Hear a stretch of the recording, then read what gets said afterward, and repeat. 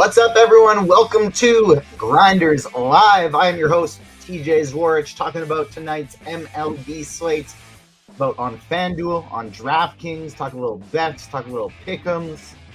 Joining us to break down tonight's MLB slate, we got Head Chopper. How you doing, my friend?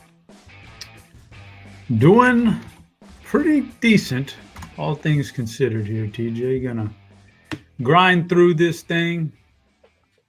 Kind of a nervous time for me. Gonna get through this show, put in some lineups, head on over to Alamo Dome, see if we can't win a national championship tonight somehow. I was gonna say congratulations on your Cougs making it to the national championship. Were you at the Final Four game, or just gonna be at there tonight? I didn't go to the first game against Duke.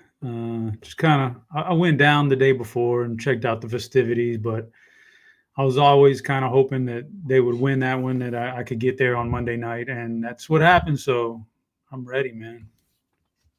Smash the like button for chopping his Cougs. Smash the like button for some Spidey Bombs. We're going to be dropping home run picks, aka Spidey Bombs, every 50 likes. They've been hot to the start of the season. They didn't hit yesterday's, and we're not going to go 2 days in a row with them not hitting. So you know they're hitting again today. And so smash the like button for some Spidey Bombs. Oh, I hadn't clicked the like button yet. There we go. Just clicked it. We got a pretty wild slate tonight with a ton of weather that we're concerned with. Only 7 games, but like 8 aces or borderline aces on the slate. So before we even talk about, pitchers, talk about stacks, how many lineups you playing for tonight's slate? I'm assuming can't be more than one when you're going to the Cougs game tonight.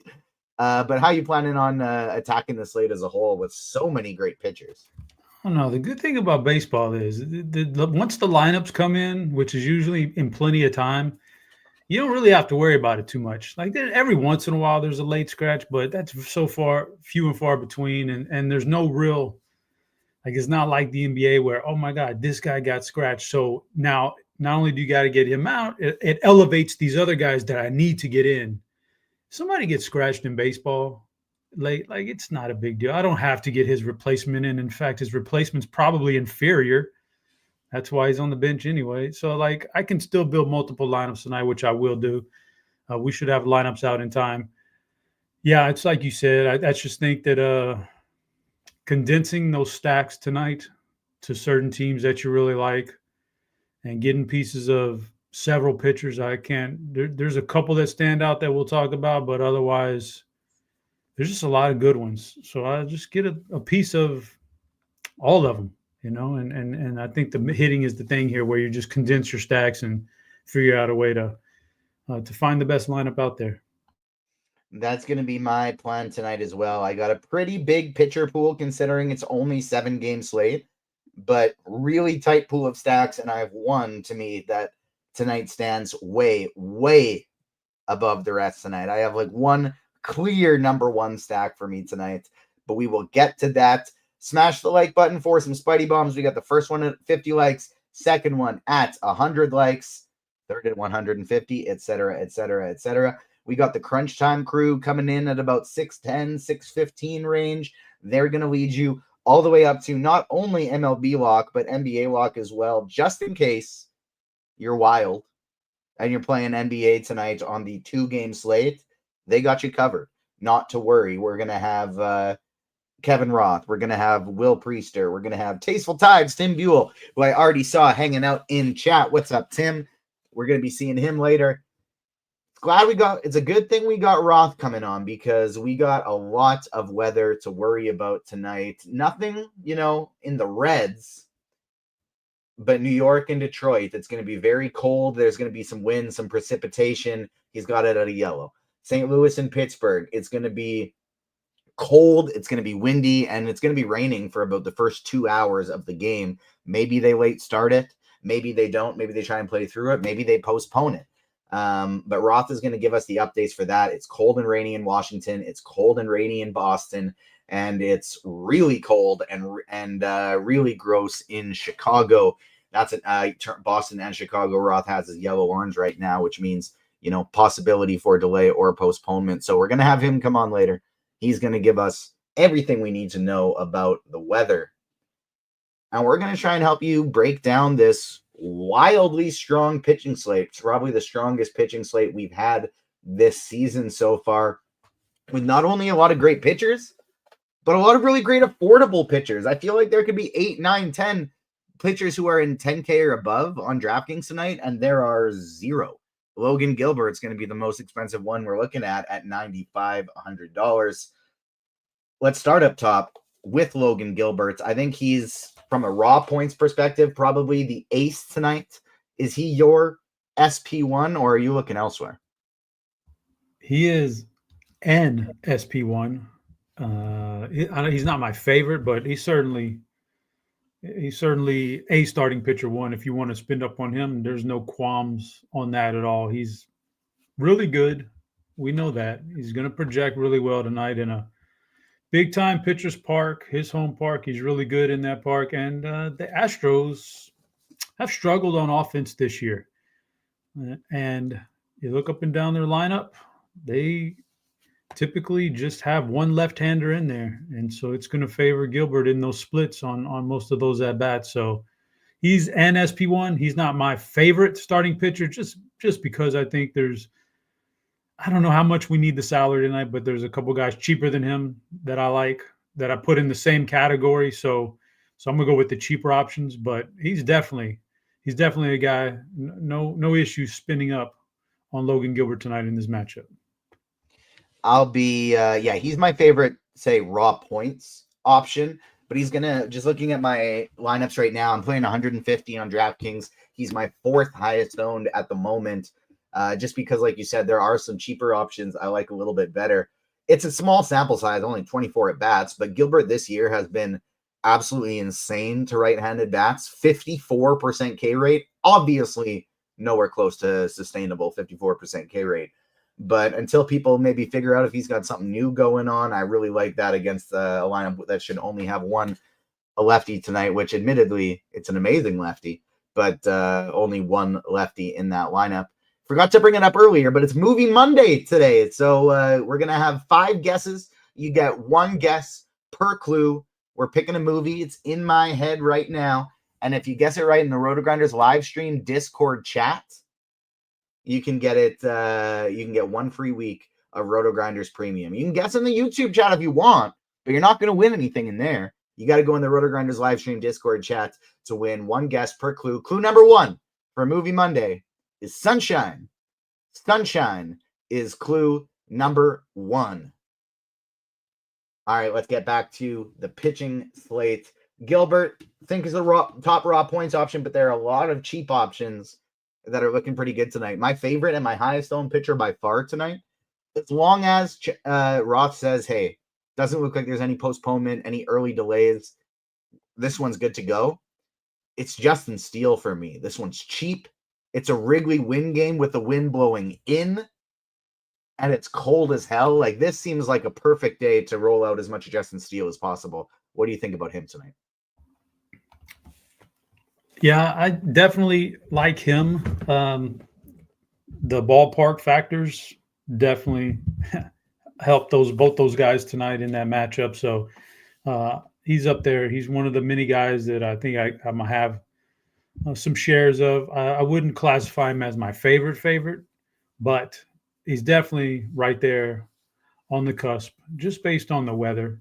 And, he's got good stuff. We know that. He can strike guys out. And the matchup is, I don't know, it's debatable. It's a tougher team, but like you said, the weather's thing. So I was going to ask, 7-game slate, and that's the one thing that jumped out to me was there is 0 favorable hitting spots for weather. Everything is either a little bit favoring the pitching or massively favoring the pitching, weather-wise, because we're at that time of year. So how realistic is it for you to run out there with like minimum to no real true stacking? Like, maybe it's all pitching tonight, and maybe we just try to one-off some homers, and no teams are going to crack the except for maybe your favorites, and maybe run one stack with your favorite team stack wise, and then how would you play something like that? Because it feels to me like 4x4s on a night like tonight, some 4x3s, that kind of stuff doesn't feel great, TJ. See, I actually feel like on what's likely to be a low scoring night like this, that I'm more likely to fully stack up my lineups, and maybe more so on FanDuel than DraftKings. DraftKings, I still want a 5-man stack in every lineup, but I'm totally cool going 3 one-offs alongside of it. And the reason for that is because I kind of feel like the most likely scenario is that all but one, maybe 2 teams on this slate score 5 or less runs, 4, 3, 2, just because this is such an ugly slate for bats, and it's such a great slate for pitching, and such a great slate for pitching weather.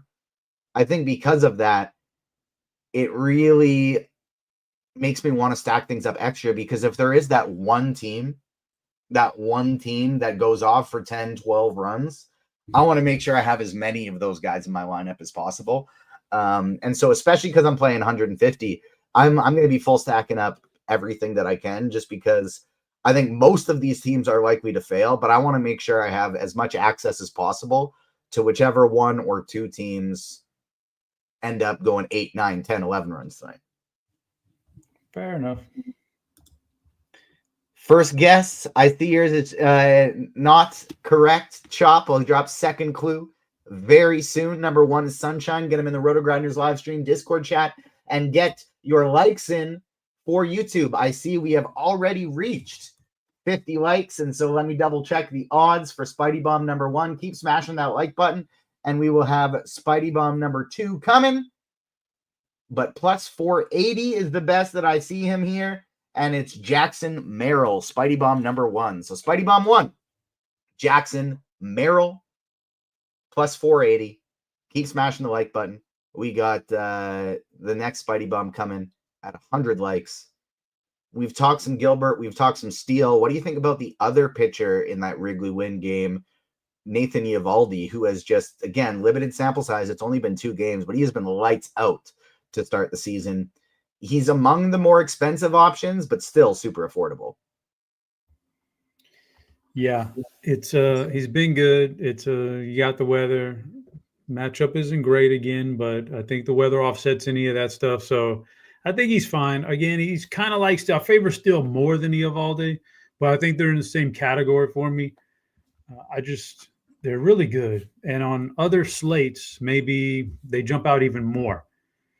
It's just there's a couple other guys that jump out to me above everybody else tonight. So, the other guys kind of take a back seat. These guys kind of take a back seat. So I think Eovaldi's fine. Wouldn't hate the idea of going overweight on him if you felt like it. I put him in a category of, the first category you do when you do this is you think, is this guy playable or is this guy not playable? Like Eovaldi's more than playable. He's playable as opposed to like a Miami Marlins starter tonight. That's unplayable. That'd be a delete right there. So he fits that category. Then what kind of tier is he in? He's only 8,700 on DraftKings. I think he's fine. Just I like other guys a little bit more, but Eovaldi's definitely a guy you could target tonight.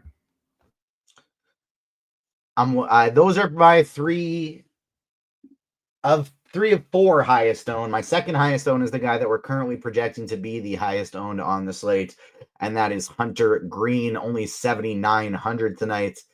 Is that your favorite? Bingo. He's Hunter Green. Yeah, Hunter Green is definitely – he's my favorite now.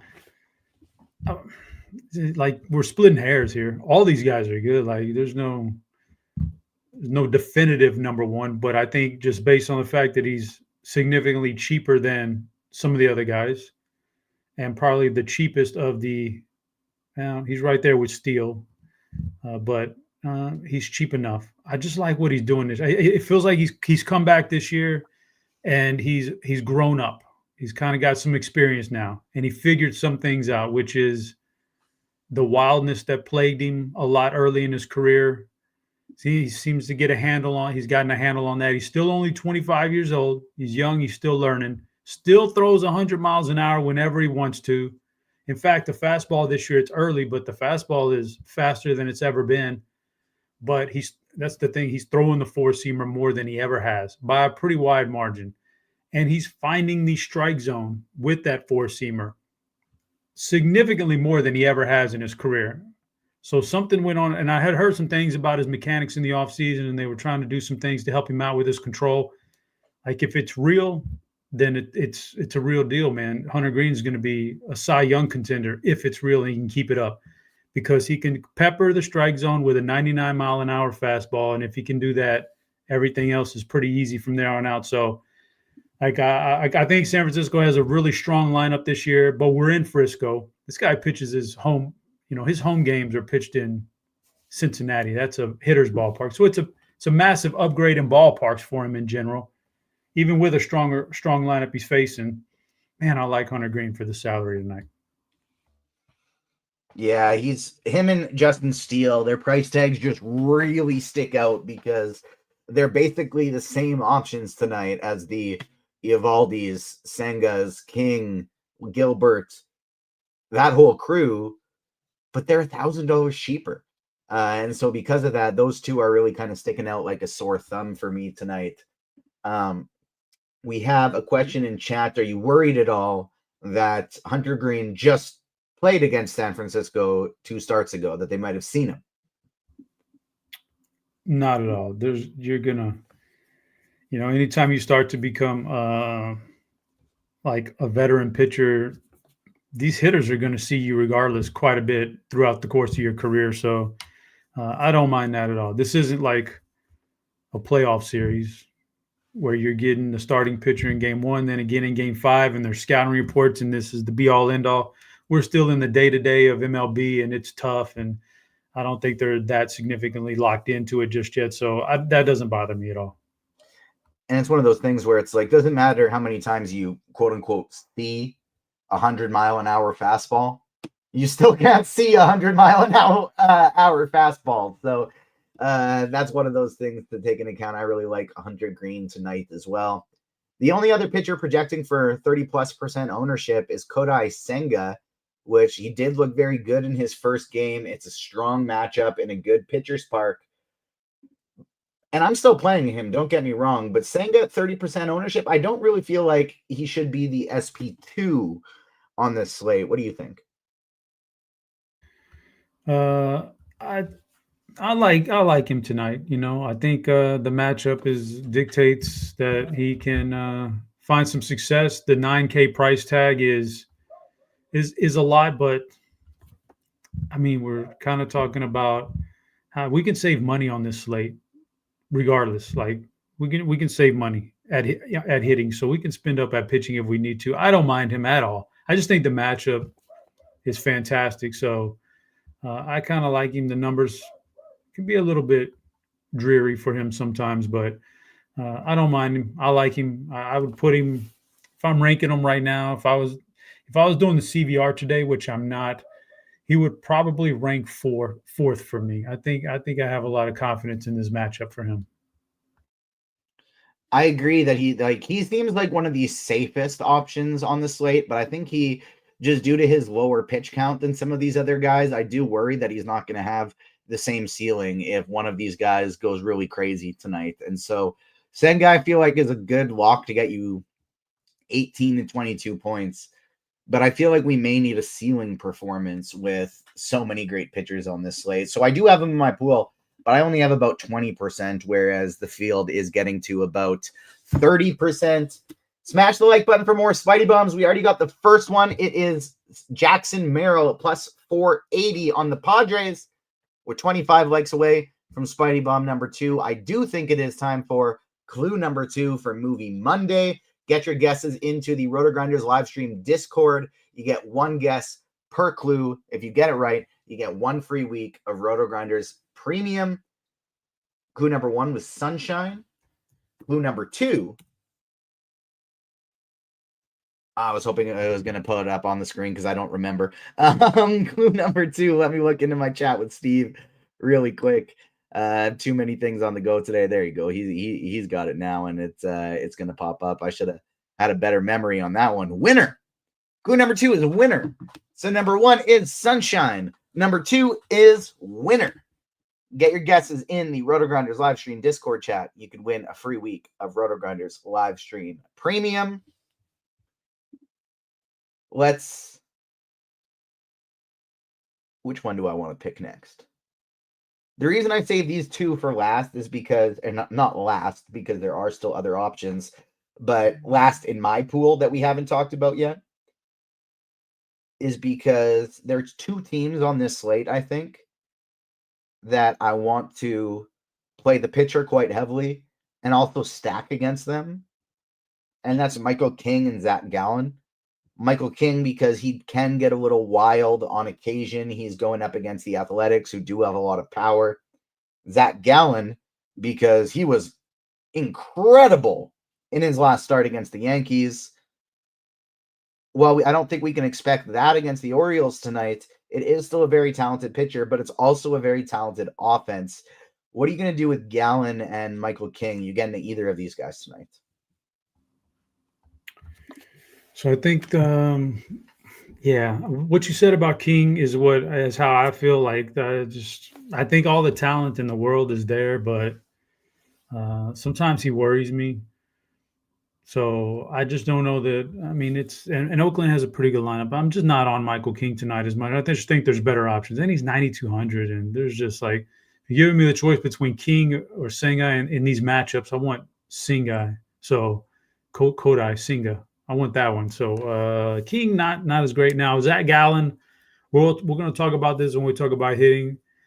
I actually had to lower my I had to lower my ranking on Baltimore today as an offense, because I was thinking maybe this would be a really sneaky pitcher to stack against. So as good as he is, and he's definitely capable of going out there and pitching very well, I kind of have some interest in the Baltimore bats also.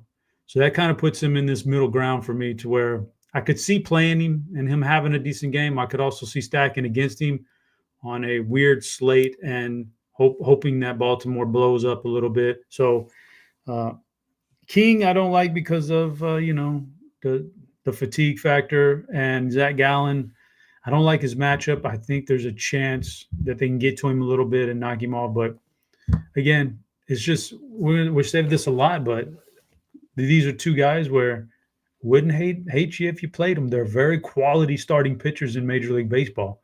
So this is going to be a very difficult slate to navigate around for the bats. Is what this tells me. Different reason, but similar thought process with Logan Webb that I had to Kodi Sanga is Logan Webb. I do worry a little bit about his ceiling tonight. Very good pitcher, especially for a real life, but he's not a huge strikeout guy compared to some of these other options. It's a great matchup in a great park, fine matchup in a great park. But Logan Webb at 8,500, I kind of feel like he's good for 20 points tonight. I just might need more. I have him in my pool as it stands, but he's my lowest owned pitcher. Would you get to any Logan Webb? You could. I could see him being, something spread, multiple lineups. Yes. Like if I'm making 3 lineups, he's not in there. He's not going to make a lineup. If I'm making 3 and I'm hand building, just for what you said, the upside, I need a little more upside than the ground balls and the really good real life pitching. So the upside being a little bit limited kind of drives him. I would be underweight on the field on Logan Webb. Yeah, that's how I feel similarly, is like, just keep him in the pool just in case, but not somebody I feel like I need to get an absolute ton of tonight. Any other pitchers in your pool that we haven't mentioned yet? I see Kirkwood has Hunter Wisniewski tagged. Good pitchers part tonight against the Mariners. They strike out a lot. Are you going to get to any of these cheaper options, or just feel like there's no need because of how many great options there are? And really not even up top, just the mid-tier. Yeah, that's the only other guy that I even have highlighted as a guy that I could definitely play is Wisniewski, Hayden Wisniewski. Oh, yeah, Hayden, not Hunter, sorry. Yeah, it's all good. So I think that, I think there's potential here with this guy. The Astros wanted him in that trade with Kyle Tucker. Like, they made it a point to make sure they got him. I think they saw something in him that they could try to develop. He came out in the first game, gave up a few runs, but he did have some strikeout stuff. Now we're going to a ballpark that's massive and cavernous and a lineup that doesn't, isn't great. I think there's a chance. Like, he's not my, like, oh man, okay, I'm going to go, this is my sleeper play, I'm going all in on Wisniewski or anything like that. But I think some shares are merited because he could come out here and have, in this matchup, 6 innings, 7 Ks, very limited earned runs for 7,500. That could be the path, man. 2 cheap ones, Wisniewski and like Hunter Green. That two-man pairing could be really good, and then you could load up on whatever bats you wanted to load up on. So he's the only other guy that I have highlighted as a possible prospect tonight. The battle for the jacket is heating up in Augusta, and there's no better place to sweat the action than DraftKings Daily Fantasy, the ultimate destination for fantasy golf fans. And for the year's first major, DraftKings is giving all customers a shot to play free for $1 million top prize with your next $10 deposit on the DraftKings Daily Fantasy app. RotoGrinders is also giving you a chance to use our Lineup HQ product for free the entire week. All you need to do is sign up and create a RotoGrinders account, which is also free. So the link right down there is in the description. This is a ton of free stuff. Hang with me for a second. Link down there is in the description. You sign up for a free RotoGrinders account. Say you're one of these people that watch us every day on YouTube, but you don't have a RotoGrinders premium account because it costs money. This is free. No subscription. Just sign up for an account. You get the Lineup HQ for golf free the entire week. Plus, DraftKings is giving you a free $10 credit into the tournament. So you can play the tournament, use the tool. All of it's for free. All you got to do is sign up for a RotoGrinders account. So make sure you check that out.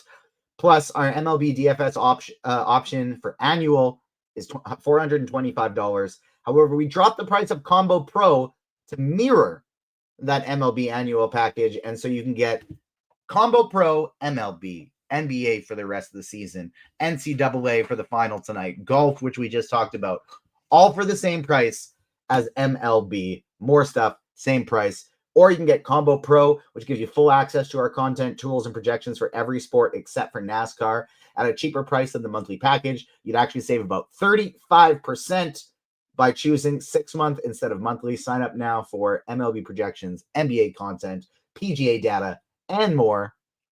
Or if you're not looking for Combo Pro, you feel like I'm good on that. I don't play that much DFS. I'm just looking for some props and pick'em. You can try a props and pick'em package for a discount. It features daily prop picks and fantasy pick'em selections from many of your favorite RotoGrinders experts. Plus, we're knocking 50% off your first month when you sign up at the link below, right down there in the description. So when you're smashing the like button, check out all the great links in our description. Free stuff, discounted stuff. It's fantastic. Chop, give me a little recap at pitcher tonight. If you're playing one lineup on FanDuel or one lineup on DraftKings, who would be your pairing or single choice? And then ideally, if you don't mind, give me your top 5 tonight of this crowded, great pitching pool. Who are your top 5 pitchers? Yeah, so limited lineups tonight. I'm probably rolling Logan Gilbert and Hunter Green, like cash game type lineups or very single entries. And I just had to choose 2. It would be Gilbert and Green. A little bit larger field, GPPs. I'm going Hunter Green and Kodi Sanga, believe it or not. And then if we're talking about 150 lineups and we can get our, I can spread equally across 5 pitchers equally. I think those 5 guys are going to be Green, Gilbert, Sanga, and then the 2 guys from the Cubs game. I think those are the guys right there. And so it's kind of where I'm at. And I think after that, like we talked about King, we talked about Gallen, and we talked about Wisniewski, but there's a pretty significant drop-off after 5 guys to me. Agreed with that one as well. Logan Webb, Zach Gallen, Michael King, I'm totally willing to keep in my pool for 150 lineups. But the top 5 for me, Gilbert, Sanga, Eovaldi, Green, Steele. Green and Steele, the 2 cheapest ones, are going to be my 2 favorite options. But all 5 of those guys, the clear top 5 options for me tonight. Let's go clue number 3 for Movie Monday. Get your guesses in the RotoGrinders live stream Discord chat. Get your likes in the YouTube chat. We got Spidey Bombs coming at 100 likes, so make sure you're smashing the like button. Clue number 3 For Movie Monday, newspaper. Newspaper is clue number 3. Get your guesses in the RotoGrinders live stream Discord chat for 1 free week of RotoGrinders Premium. Chop, is there anything else you want to talk about a pitcher, or should we start doing some tiers? We are going to start doing tiers. Before we do, I did want to answer a question in chat real quick with a little bit longer explanation. Chris was asking about, for MLB, lineup HQ or SimLabs. MLB, I think you can build lineups pretty easily that are GPP strong with lineup HQ, like pretty fast. I mean, we all know what MLB is, right? You pick a couple pitchers and it's stacking. You got to stack, man. That's period. You were talking about it earlier. Even on a really terrible hitting slate, you're going to go with, 5-man stacks. And so you stack. So I think you can build them in MLB and lineup HQ, GPP strong lineups pretty easily with not much work. In other sports where you need to work a little bit harder to build GPP lineups, where it's a little bit different, it's not so easy. I think that's where SimLabs pays off. Like SimLabs would be great for basketball, although I don't want to use too much in basketball just because basketball's so strenuous with the late scratches and stuff. So, but it's good for NBA if you can keep up with that kind of stuff, and it's really good for NFL. But for MLB, I want to live in lineup HQ. Couldn't agree more. That was very well said. Chop, you created a tier list for us today. Why don't you give us a little explanation of what you're throwing up there for us? Well, in honor of the national championship game tonight and my Houston Cougars being in it, I had to go something with some college basketball stuff. So I ranked, tried to do whatever I could, but I just decided let's rank my favorite championship teams over the last 20 years. I'm going to cut it off at 20 years because I could go back quite a ways, but I don't want to. But so I'm just ranking my favorite teams that have won a championship, from actually favorite to like non-favorite, that have won a championship over the last 20 years or so. And that's what we're going to do today. So I don't know if Steve wants to bring up the board, and I can kind of tell you where I'm at. So I started off with great. Our first tier is going to be great stacks. So this is what my favorite. Florida 2007. That was the second of the back-to-back championships for Florida, and I really enjoyed the Al Horford, Joaquin Noah teams. Those guys. So I like that one. I'm going to go that one. Baylor 2021. Now, typically, I'm not a huge Baylor guy, but man, I loved that team. That team was awesome. From day one of that season, you could see that they were the best team in basketball. And somehow, because of some injuries mid-season, some real sluggish play, and then Gonzaga being like undefeated for the whole year almost, Baylor went into that thing as an underdog near the end. That was just easy money right there. So I'm a big fan of that Baylor team. Villanova 2018. This is the mid-tier, the kind of I don't care tier. It's not that I don't care about Nova 2018, but I have mixed emotions on Nova 2000. I like Jay Wright. I love the way he built Villanova's program. But they beat Michigan in the finals to win the championship. Michigan beat my Houston team in the second round of the tournament on the Jordan Poole three-pointer at the buzzer because we missed 2 free throws with like 3 seconds left in that game and gave them a chance to win it at the buzzer. So they won by 1. So I'm torn on that one. And then there's Kansas 2008. I dislike that team. I dislike that championship mainly because I really liked the team they beat that year, which was Memphis with Derrick Rose. I thought that was awesome. I thought Derrick was a great college player. Would have liked to see him win the championship. Mario Chalmers hit this miraculous 3 that helped send it to overtime, and Kansas ended up winning in overtime. So I don't like that. I don't like them as a winner because I would have much rather seen Memphis. And then Duke. They've won a couple of championships in the last 20 years. Anything Duke, I got to stick them at the bottom. They're kind of outside of our buddy Meansy, who's not watching because he's on vacation, and TJ. Good for TJ.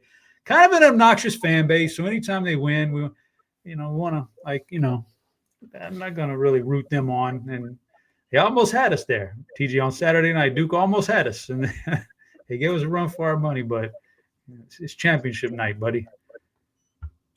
Congratulations again. I am very excited for you that you get to be there in person tonight. That is super, super awesome.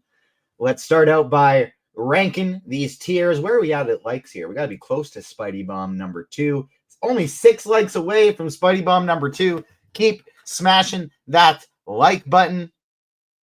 And let's start doing some stack tiers. First up, we got Miami at Minnesota. This game's got some bad weather. I'm willing to bet that tonight is the slate that has the most teams in the bottom tier of any slate that we've had so far this year. But where do you got Miami and the New York Mets? Thieves Mets. I tried to fight off the bottom tier a little bit. So I put some teams up a little bit higher than that just with it. But Miami is certainly one of them that's going in the bottom tier for me. They're just not a good offense and not a great hitting environment for them and a good pitcher. And so they're definitely down there in the very bottom tier for me. As for the Mets, this is the battle of polar opposites here because I'm putting the New York Mets into tier 1 with Florida 2007. I just feel like all things considered, we don't have any good hitting weather, right? We don't have any great hitting conditions. So we got to deal with that. The Mets, to me, are going to have the best matchup on the board with an extremely competent offense. That's enough for me because, little spoiler alert, there's not a lot I like for tier 1 tonight. Sticking with the San Diego Padres for Spidey Bomb number 2, we're going with Manny Machado is going to be hitting one out of the park tonight. Luis Severino has struggled extra. No, he struggled to everybody this year. Who am I kidding? But I can't wait to target Luis Severino tonight. Spoiler alert for who my favorite stack is. But Manny Machado is Spidey Bomb number 2, plus 475 for him. I agree with both of these takes. I would maybe have the Mets and Baylor, but I do like them quite a bit tonight, and definitely Miami all the way at the bottom in Duke. No qualms for me in this one. What about the next game on the slate, Texas and Chicago? Let me read out Roth's weather report for this one because it is just bad. Starts out, yuck. Each game is uglier than the last. Temperature around 32 degrees, winds blowing in from left at 15 miles per hour with gusts up to 30 miles per hour and snow showers. The temperature feels like it's around 20 degrees. So there's some serious, are we going to play any baseball in this concern? If they do play, it would likely be without any delays, but just miserable. It's also insanely good pitching weather, so long as the pitchers can feel their fingers. Chop, what do you got, Texas? Well, that means to me that it'd be too easy to stick them in the category of 5, so I'm gonna put them in category 4, Kansas. So just bad hitting weather. Like if the weather report on this is neutral, completely neutral, if it had been like if this game was played in August and the wind wasn't a factor and it was neutral, the offenses are good enough that I think there's a case to be made to put them in tier 3 or even tier 2, both of them. But with this weather, can't do it. They get a major bump down. So I'm going down to tier 4 for both of these guys. Yeah, I think Texas would be all the way down in 5 for me. The Cubs, just because they've been so prolific this year, I don't think they can be in 5 just because it's scary to ever not play the Cubs because they are such a powerful, powerful offense. But no qualms with me. These guys need to be, tier 4, tier 5. These are bottom of the barrel offenses tonight because of how damn cold it is. Next one up there, we got Minnesota and Kansas City. Both of these teams, I think, are pretty interesting tonight. The weather is not as maybe horrific as some of the other places. What do you think about Kansas City and Minnesota? Yeah, if you could team stack or you can game stack as far as MLB is concerned. Some people like to just put all their eggs in an entire game and hope that if there was one game that you could really stack tonight, it's probably this one. This has got probably the best all-around matchup for both teams. Not incredibly great hitting environment either, but we're gonna say that about everybody tonight. But I could definitely pick on both of these pitchers. I'm putting Minnesota in tier 2, the Baylor tier. Just couldn't quite bump him up to number one because sometimes the offense does struggle a little bit. But this is a fine matchup for him. Lorenzen doesn't strike guys out, walks a lot. We want high walk rates in our stacks. I just think you could pick on him a little bit here. And for KC, again, the offense isn't great in general. They do have some good pieces. I'm going to put them in tier 3, Villanova. I think it's a solid, decent stack. You're going to get a decent amount of fly balls out of this pitcher, and just not a lot of hard contact, though. Just that turns me off just a little bit on the Kansas City. But in general, I think I like them both.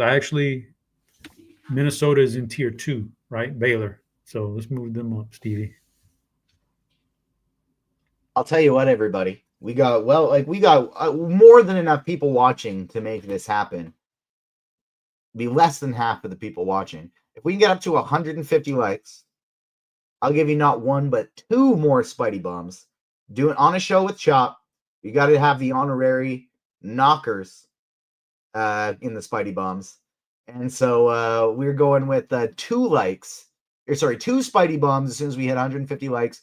First 2 are on the same team, Jackson Merrill, Manny Machado.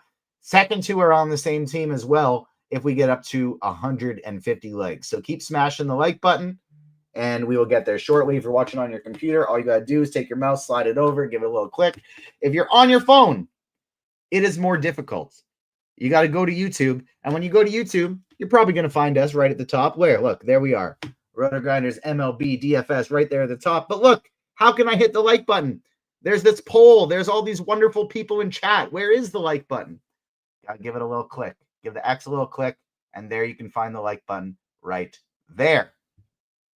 Thank you so much. It's some free content, everybody. That's all we need. Quick little like. Next game on the slate, we got Baltimore at Arizona. Another game that I think is quite interesting for offenses. For no other reason. I mean, these are 2 great offenses, but for no other reason than this game's being played in a dome. And because of that, with all the cold weather on the slate tonight, I think that makes both of these teams quite appealing. Chop, what are you doing with Baltimore and Arizona? Yeah, this one was an interesting game for me, just for the fact that the pitchers aren't bad, not at all.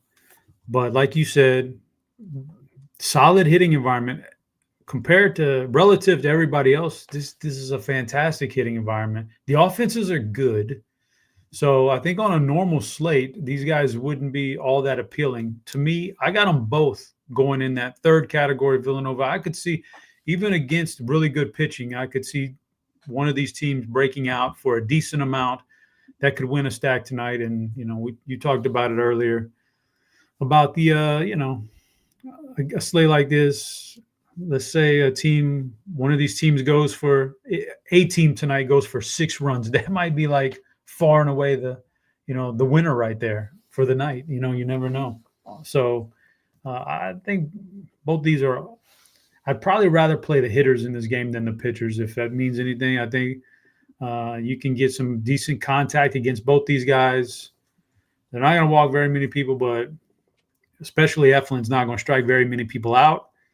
So I think I got them both in that 3rd category, Villanova. I think they're fairly, they could go either way here. You could play these pitchers or you could stack these teams. It's a tough call, but I'm pretty neutral on them. I will agree with Orioles. I will veto Arizona up 1 to Baylor just because I did have them in tier 1 personally. They're in my Florida tier. They're my 2nd favorite stack on the slate. Love me some Diamondbacks tonight, so we'll bump them up just to tier 2. Let's get clue 3 clue 4 for movie Monday. All you got to do is get your likes. I'm mixing up Spidey Bombs and movie Monday. Get your guesses in the RotoGrinders live stream Discord chat. You get 1 guess per clue. Nobody's gotten it yet, but if you get it right, you get 1 free week of RotoGrinders Premium. Plus, if you want some free home run picks tonight, we already got Spidey Bombs, Jackson Merrill, and Manny Machado. You want 2 more? Keep smashing the like button because at 150 likes, we got 2 more Spidey Bombs coming for you. Clue 1, Sunshine. Clue number 2, Winner. Clue number 3, Newspaper. Clue number 4, Frankenstein. Clue number 4, is Frankenstein. Number 5, I feel like would be the one that if nobody gets it yet, we'll hopefully open it up, make it pretty clear. But on number 4, I think if people know the movie well, they'll definitely be able to get it off of this one. Let's go back to some tiered stacks. We have New York as the only team up top so far. We have the Twins and the Diamondbacks in tier 2 and the Marlins as the only team all the way down in tier 5. Next up, we have Houston at Seattle. Low total in this one. Great pitcher's park. A very good pitcher and a solid young pitcher. What are you doing with the stacks? Well, Houston and Seattle. All right, let me pull it up. All right, what I have here is Houston in the 5th category. They're down at the bottom in those Duke teams. It's not a great lineup right now. I think it has potential. As it starts to click, it'll be better later in the year, but it's not great right now. It's full of right-handers against a right-handed pitcher that is pretty solid against right-handed hitters. It's a big ballpark. It just doesn't matter. It just doesn't, doesn't seem like it's all that great. They did put it on them yesterday on Minnesota, made a nice little offensive outburst, and maybe that gets them rolling. But this is going to be a tough matchup, so I won't have any Houston stack exposures. And outside of Jordan, probably no Houston hitters in general, so I got them down there. Seattle, I'm going to put in that 3rd category, neutral. I think Wisniewski's a better pitcher than people think, and this is a good ballpark for pitching. But then again, who knows? He could give up some runs tonight. There's no doubt about that. So I'm going down there. I'm going in the 3rd. I'm kind of neutral on Seattle. We'll have to get Roth to give us a genuine weather report for Phoenix or wherever it is that the Arizona Diamondbacks stadium is, because the roof is open in Arizona tonight. I got my buddy who's a big Diamondbacks fan. I just got him to double check for me while we are live. And unofficially, according to my phone, it's 84 degrees and sunny right now in Arizona. So it looks like it will be better than just dome hitting weather, but actual just genuine good hot hitting weather tonight in Arizona. So something to keep in mind. I love going back to that was a previous game, but going back to this one, I agree with you. Yeah, Houston at the bottom, maybe even just potentially in Kansas if you're playing 150 lineups, just because Gilbert will be chalky. Houston's a good offense. Maybe you throw in a lineup or two with them, but I don't have any Houston tonight. Seattle, very boom or bust team on this slate. I feel like they could easily go 1 or 2 hits and strike out 12 times, or they could put up 8 runs. Really getting to them in GPPs tonight. Cincinnati and the Giants. We'll see where you got them, but this is 2 teams right in the bottom tier for me. Cincinnati and the Giants. So I actually do have both of them in tier number 5 in this matchup. So there's not much. We're talking about stacks, not one off a hitter from a lineup. That's one thing. Not saying that these teams are going to get shut out. You might find a hitter that does something, but depending on a big stack, 3, 4, 5 guys from a lineup in a game like this, just can't see myself doing that. I just don't think that's the way to go tonight. So I have no interest in having 3 or more pieces from either one of these lineups, which means that I got to put them down at the very bottom tonight. Agreed. Just if this game was in Cincinnati, I might feel a little bit different. I might try and get to these teams a little bit more. But on a slate like tonight, where there's so many good pitchers and it's bad weather in San Francisco, probably the one of, if not the best pitchers park in all of baseball, can't imagine myself getting to any San Francisco or Cincinnati tonight. Last stack to talk about tonight, or last 2 stacks to talk about tonight, are the Padres and the Athletics. Padres are my number 1 stack on the slate. I absolutely love them tonight. I'm going to be getting as much of them as I can. I have nearly 40% Fernando Tatis, 30% Jackson Merrill, 30% Manny Machado, 20% Sheets and Cronenworth. even a little bit of Jason Hayward, Xander Bogaerts, Martin Maldonado. Like, I just want to play as many Padres as I can. What are you doing with Padres? What are you doing with the Athletics? So I'll start off with Oakland, who I think is a solid offense in general this year, but this is not the matchup I want to stack them. I'm putting them in Kansas, the 4th tier. Just don't have much interest in them. You're talking about a good pitcher, Michael King, and then what? If the game is close, then you're going to get a really good bullpen. That's not a recipe for a big time stack right there. So they're in the 4th category. San Diego, sounds like you love them a lot. I do like them a lot. As far as like raw scoring, I could see them being number 1. The only reason I put them in Baylor was because of the ownership on them. Looks right now, according to some of the metrics we have, like they're going to be the highest owned stack, or at least 1 or 2 as far as ownership percentage on that stack. That's the only reason why I don't have them in number 1. Raw points, I think they definitely belong in tier 1, but if I got to factor in a little ownership and things like that, I'll bump them down to Baylor. But they're a phenomenal offensive team tonight. Yeah, that makes a lot of sense. Can't fault you for that at all. I'm basically just trying to go, oh, they're going to be highly owned. I'm going to play even more and get over the field on them. But I totally understand that angle as well. We got the Mets as the lone team in Florida. The top stack tonight, we have the Twins, the Padres, and the Diamondbacks all in tier 2. We have the Royals, the Mariners, and the Orioles in tier 3. And we have the Cubs, the Athletics, and the Rangers in, I got distracted there because it spells cat, in tier 4. And finally in the bottom tier, Cincinnati, Houston, the Marlins, and the Giants. I would bump up the Athletics, I think, 1 personally, and then I bump the Diamondbacks and the Padres up to tier 2, especially with the Diamondbacks playing with the roof open tonight in Arizona. I'm looking forward to see what Roth says about that one, see if we have any win there at all. Let's start taking a few questions.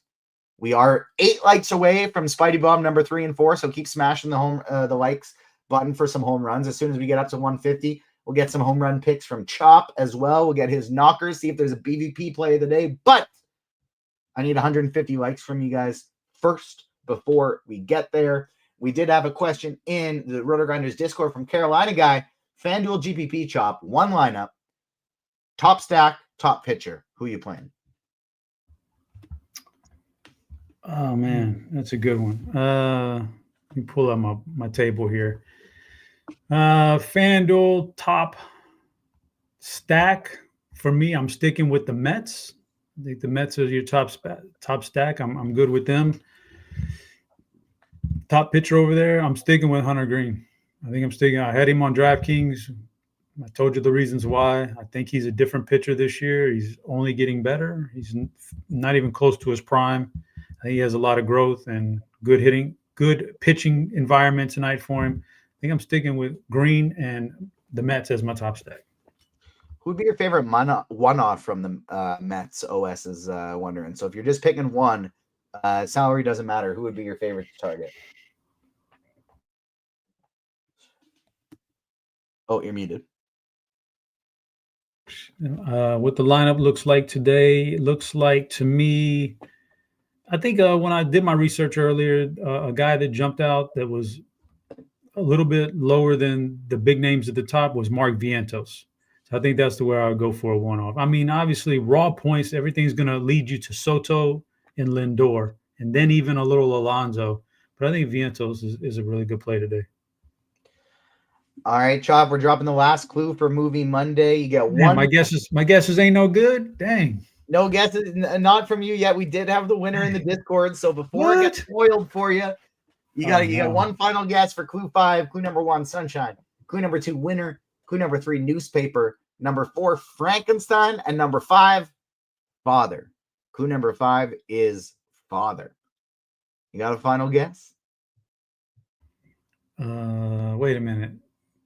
I'm trying to see if these things would go together. Like the father, is there father of Frankenstein? I don't. The Sunshine, like that's. I would really need to think about it. And it's hard to do in this environment right here. This is not a good hitting environment.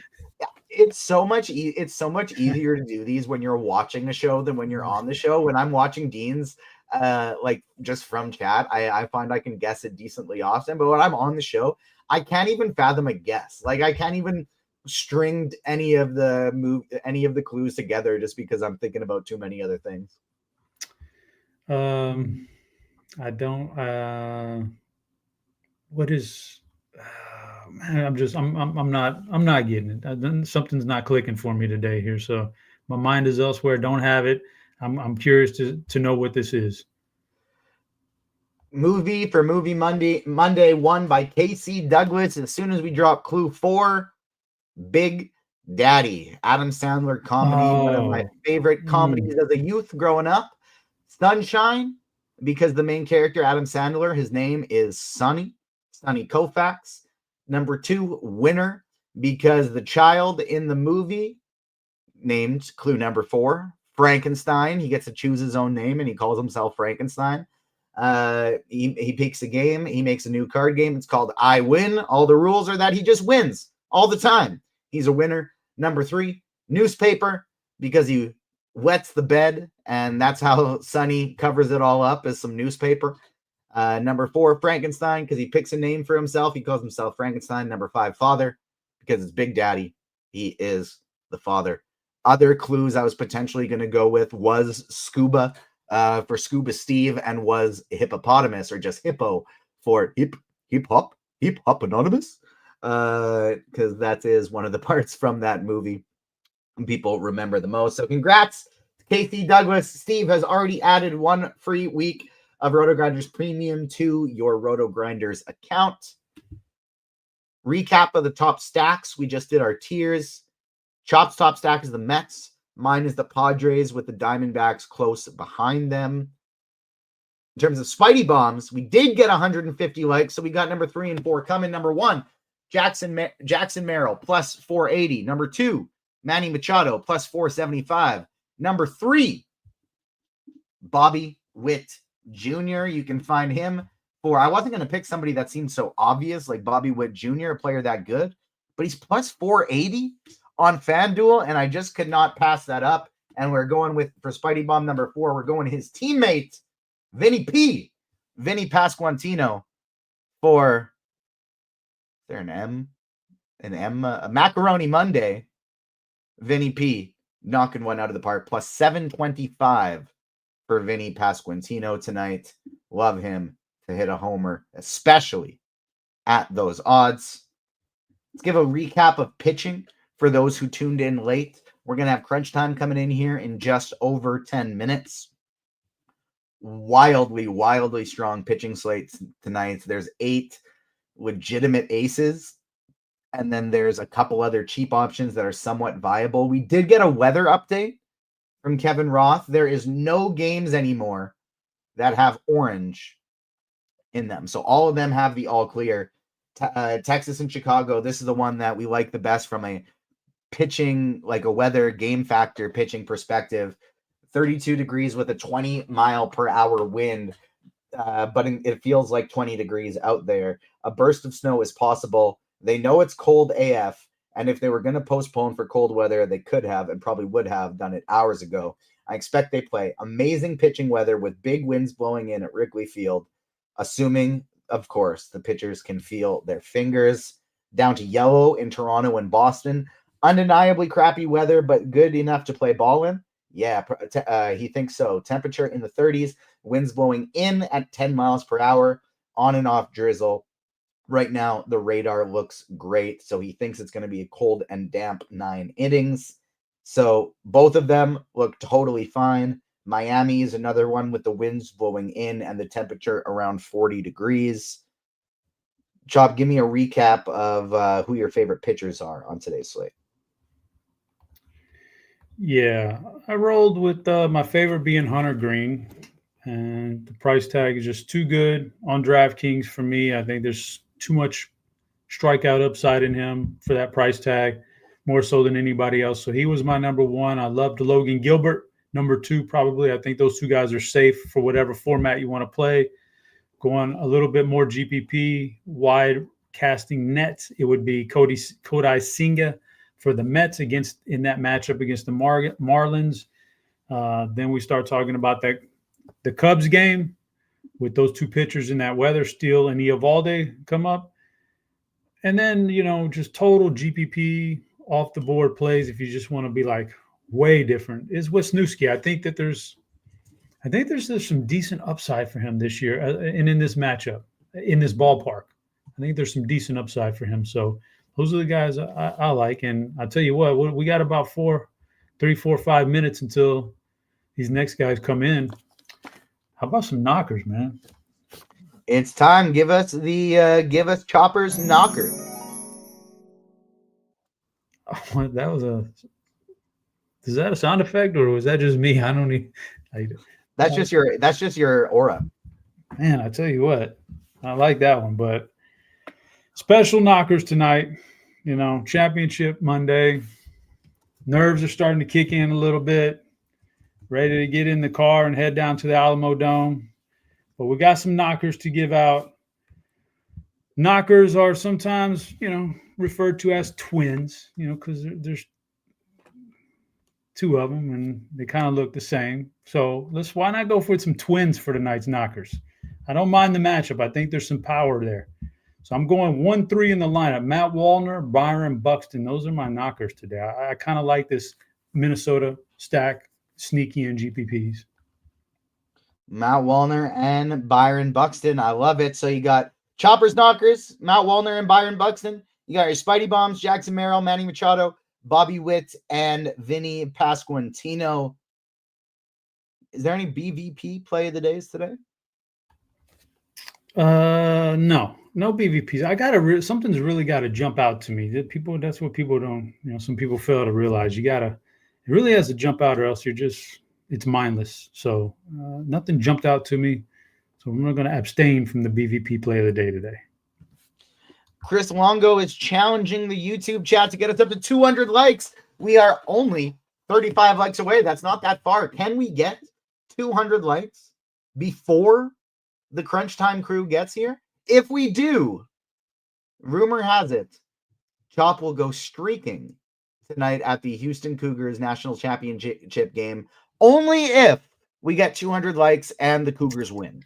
Those are the two big. Gotta have the likes. Gotta have the likes, and my team's gotta win. And if they do that, I'll jump because the security's tight now. They wouldn't even let Olajuwon on the floor after the Duke win, so security's tight. But if I get all that happening, I'll jump the barricade, get down to the floor, sneak my way in, and you'll see me streaking. You'll see me streaking after the game. So let's get those likes in now. Get those likes in. 200 likes and the Cougars win. Chop's going to be doing some streaking for all the Cougars. People asking about Dean's dongs in chat. We're going to be getting some Chop's dongs at the game. If we have the Cougars win and we get 200 likes. So keep smashing that like button. Let's go to some questions in the YouTube chat. I saw this one earlier. I want to make sure that I don't miss it. That part needs a one-off 3K or under at the for DraftKings tonight.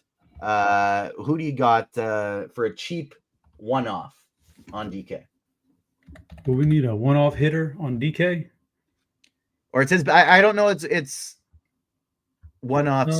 Sorry, DK specifically because it said util. So I guess that would be FanDuel. Okay. So my apologies. FanDuel 3K or under. Well, that one's a little bit different, but I would say I debated on my knockers another team also, but I stuck with the Twins. But one of the other teams was the Padres, and one of the other knockers was going to be Gavin Sheets. So let's go Gavin Sheets. Why not? Like that call today. One of those guys on my Padres. Who did you say is the stack that you're kind of? Oh, I forgot to give my recap of pitchers. I will say my favorite. I'm with Chop, Hunter Green, number 1, but number 2 for me is Justin Steele. Very, very cold. Winds blowing in. He's so wildly cheap. Justin Steele is going to be the my other favorite behind Hunter Green today. We do have the Crunch Time crew here. We'll bring them in momentarily. But what would be the pitcher and the stack that you'd be most afraid of not having tonight? Like, you're going to leave them off of your lineups, or you're going to be heavily underweight of them, but it does scare you. The pitcher is, let's see, we talked about him. I mean, it's probably one of those guys from the Chicago game. I think they have potential, and I'll be underweight on them. So that does scare me a little bit. Hitters, who am I going to be underweight on? Probably Jordan, because he hit a home run yesterday. He's like that. When he gets going, he really gets going. It's the matchup. You don't fear anybody in the matchup, and Gilbert could certainly struggle keeping him in the yard, but I won't have very much. But that's kind of a scary thing. All right, let's bring in the Crunch Time crew. We have Kevin Roth. I don't remember who else was on. I looked at the schedule earlier, but I don't remember off the top of my head because there's been too much baseball data getting inserted. So let's bring in Roth and the Crunch Time crew now.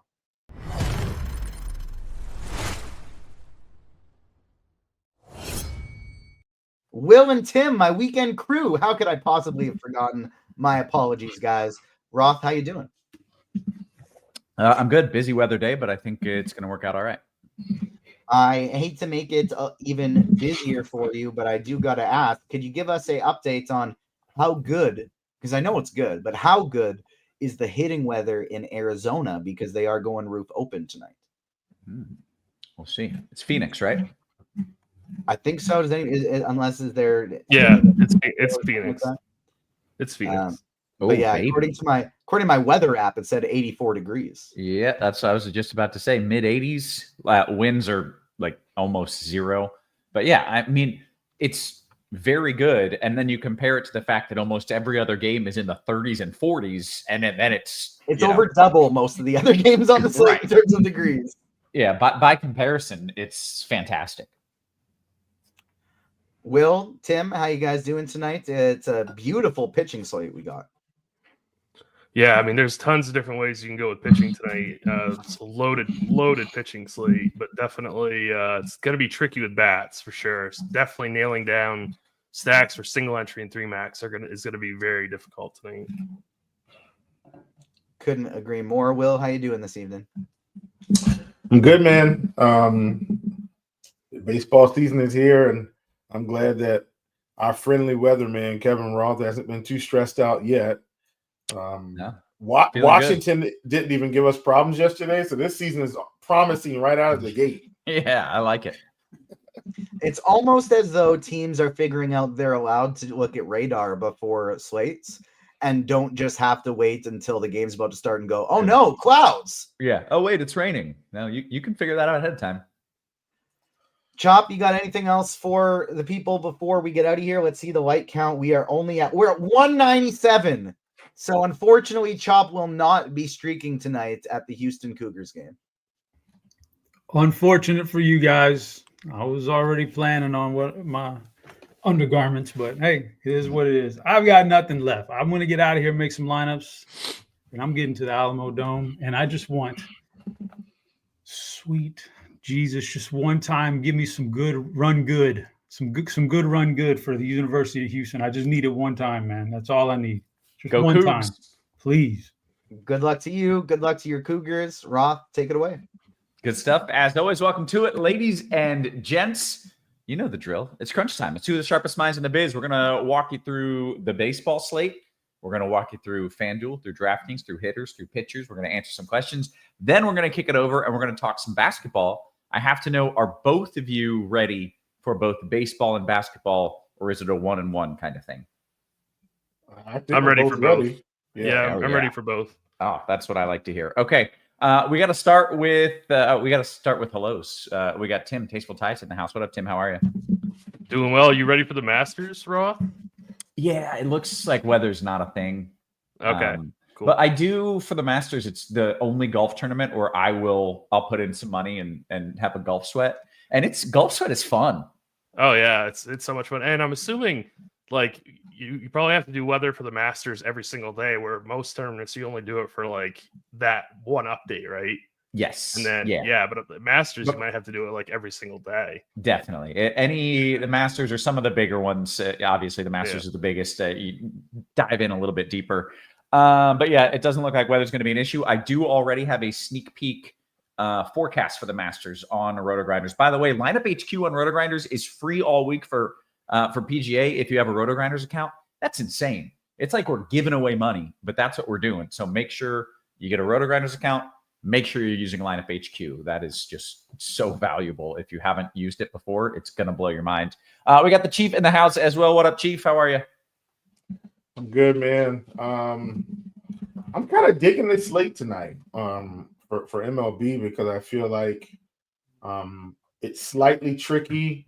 I don't feel like they're like landmines. I just think there's so many good pitchers. Like we're going to get good pitchers that maybe wouldn't get as much ownership on a normal slate, especially on FanDuel for a one pitcher site. I think it's going to be a good night. So I'm very excited. Okay. I'm excited as well. It is a very active weather day, but I do think all the games will work out. Let me give you a quick rundown of what I feel is noteworthy. Best chance of an in-game delay comes in Pittsburgh. That would be late game if it were to happen. There's also a chance they just play right through the rain. We saw in Detroit earlier today, like right at the top of the game, it was raining and it was pretty nasty, and they just played right through it. I need to watch what they do in Boston. It's cold, it's windy, and there's going to be some drizzle, but I assume they're just going to play through that. They're not on the main slate. Neither is Pittsburgh. Oh, all right. Well, I'm just letting you know. I mean, you can still right. watch for it, but it's not. That is a good note. Important. Yeah. Okay. Then that really just leaves us with Chicago. It is so brutally miserable in Chicago. It's 32 degrees, 20-mile-per-hour winds. There is no way that they should be playing baseball in it, but it seems they're going to, right? They know it's cold and it's windy. I feel like they would have postponed it already if that was the game plan. So to me, it seems like they just plan on playing in Chicago. It is great pitching weather. And that's all there is to know. So all of these games we'll have to monitor. We'll have to make sure there's players warming up. They plan on playing, but there's no game where we're just going to get surprised by like a downpour that causes issues. So I think everything's going to work out A-okay. With that, let's jump right into some of this baseball. Chief, I'm going to let you go first. You started by saying you love some of these pitchers. Well, here's your chance. Let's talk FanDuel, DraftKings. What are we doing? So let me just say, I am trying to get back into playing more FanDuel. Like historically, I've been so much more profitable on FanDuel, like across the board, like between all sports. And FanDuel just has kind of sucked over the years in terms of contest off. And so I've kind of, I've played way more DraftKings and done prop stuff. But I am gonna see if I'm right and try to ride my FanDuel wave back and like just really start stacking some serious six-figure paydays. So okay, I like that. Put it out there. Said, I'm trying to get back into FanDuel, so I will kind of be talking about FanDuel. I used to be like a FanDuel person. I felt like every time I just mainly talk FanDuel. I do still love DraftKings, but going to be talking FanDuel. So at the top, you've got Nathan Eovaldi at 10-8.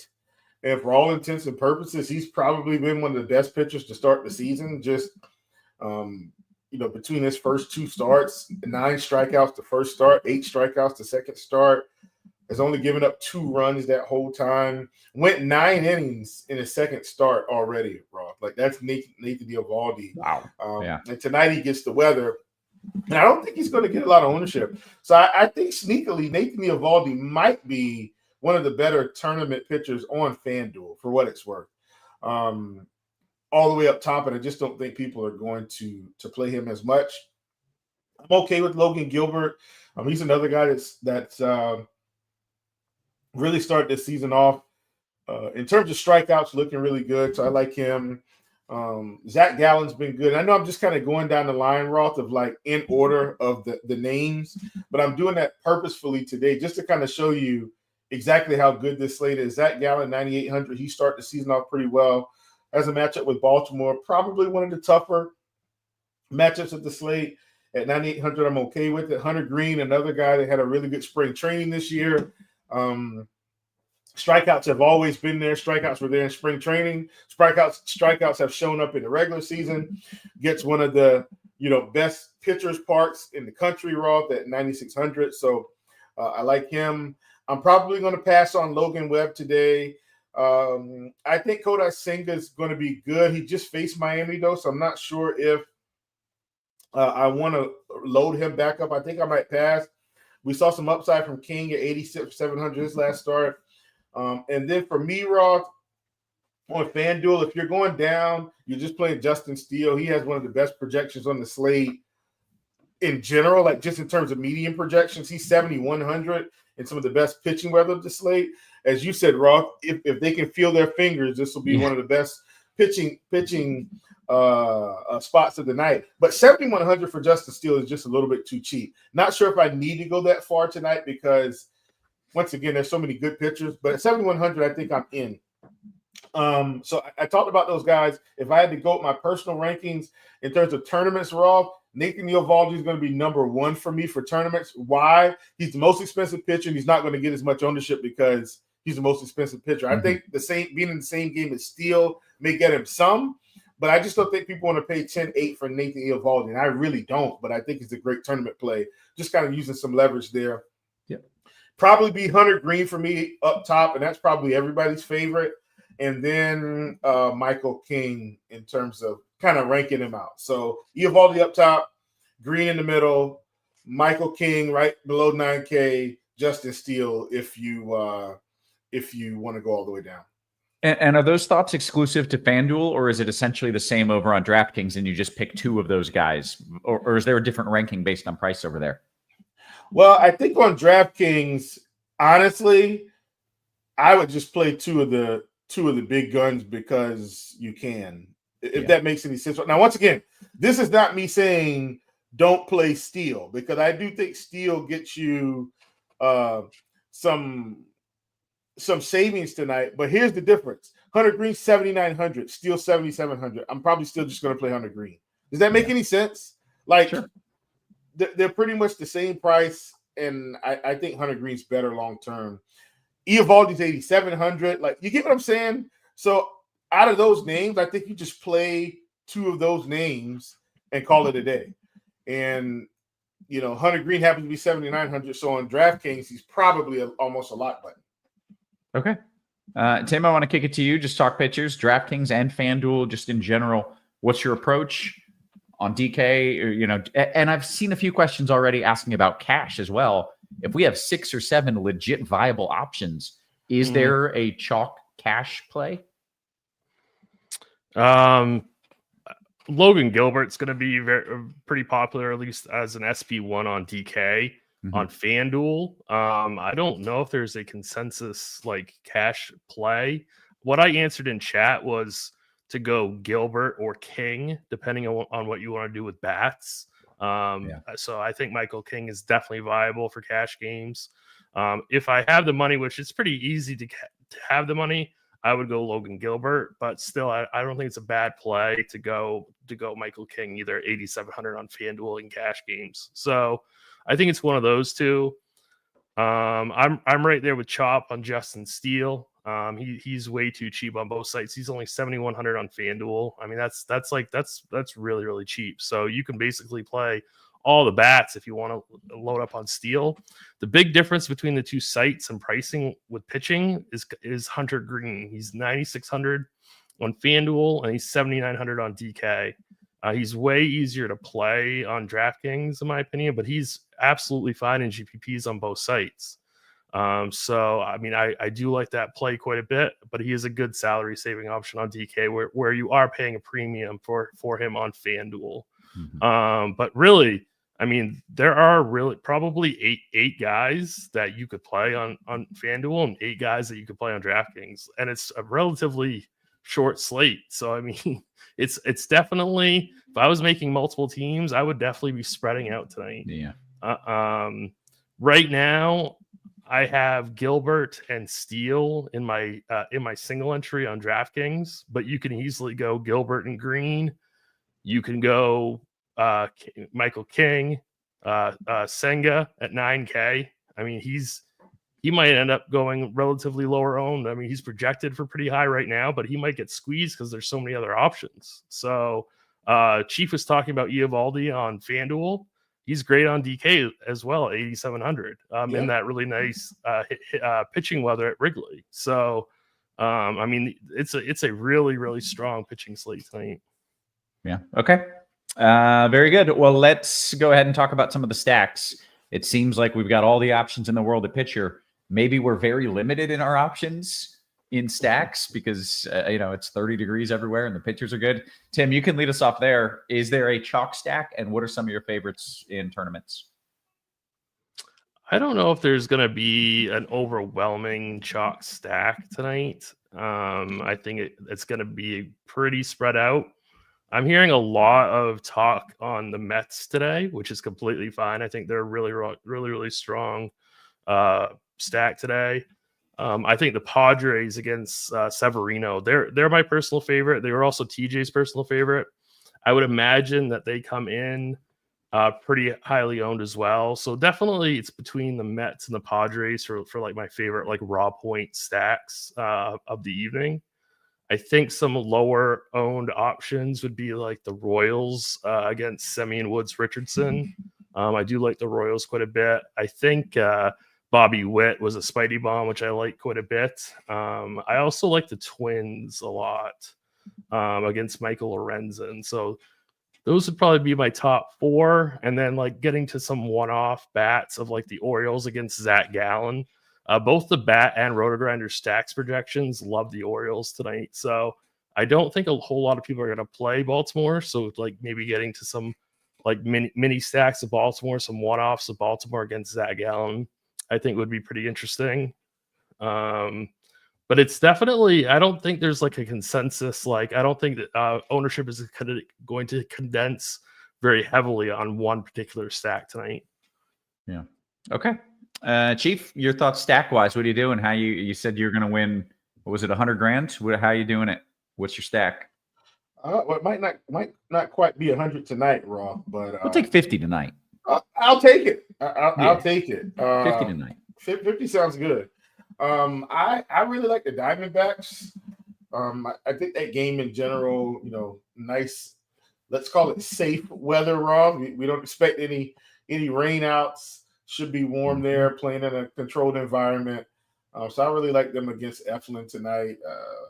I know Corbin Carroll's picking up quite a bit of ownership, but outside of that, we're not seeing too much. So I do like him. I know Eflin's kind of a ground ball guy, so hopefully they can poke a few balls through, and somebody hits a single double, somebody hits a home run, they can kind of score some runs early and maybe get Eflin out of there. So do really like them. I do like the Mets also. Definitely think this is a good spot for them, and I've kind of liked the Mets all season. In terms of just the way their lineup is set up right now, I do feel like it's at some point it's got to be conducive to some runs. I know they played Citi Field, so it's not like the greatest ballpark in the world. But when you got Lindor, Soto, Pete Alonso, and Brandon Nimmo, kind of your top four, and then some respectable hitters going down to Vientos and Winker, at some point I think the runs will turn. So I like them. I feel like the Royals are going to get overlooked somewhat. Like I'm looking at ownership and I'm seeing some nice ownership here on like Jonathan India, and I'm seeing some nice ownership on Bobby Witt, and I'm seeing nothing for the rest of the game. So I do like the Royals also a touch. And then for some of these spots where we have good pitchers, like we like Logan Gilbert. I'm slightly interested in the Mariners against Hayden Wesneski, and that'll kind of be my last. In terms of stacks, those are kind of where I'm at. I don't mind one-offs like some home run calls and stuff like that, but mostly that's where I'm going to land. Yeah. Okay. Well, let's go around the horn. We'll start at the catcher spot, and Chief, you get to lead us off there.